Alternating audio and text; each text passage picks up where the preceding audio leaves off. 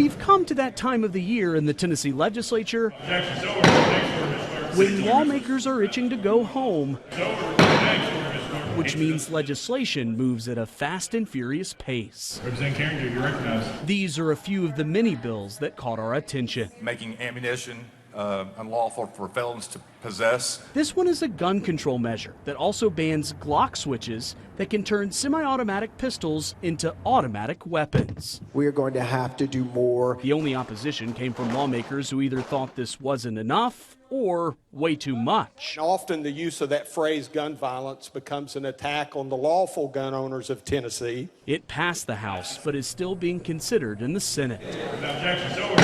Which prevents health care discrimination based on vaccine choice. Another bill says if a clinic receives funding from TennCare, they can't refuse to offer health care services to someone who chooses not to get a vaccine. That is the parent's choice, and no physicians should ever coerce anyone for having any treatment. Despite opposition from Democrats and some Republicans. They could have a 9-month-old in that waiting room that gets exposed to something that they haven't been vaccinated for because they're not old enough yet. It passed and goes on to the governor's desk.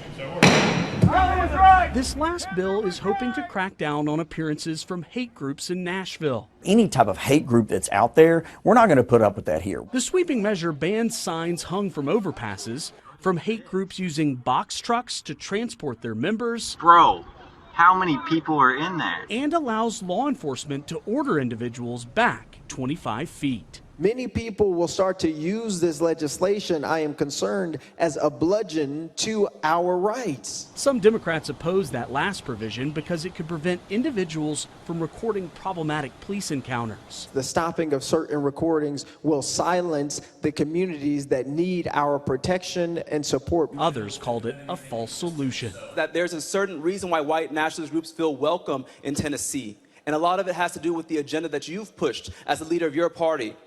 Shamefully. And you may hate every white person, but the rest of us will not stand for racism in this state.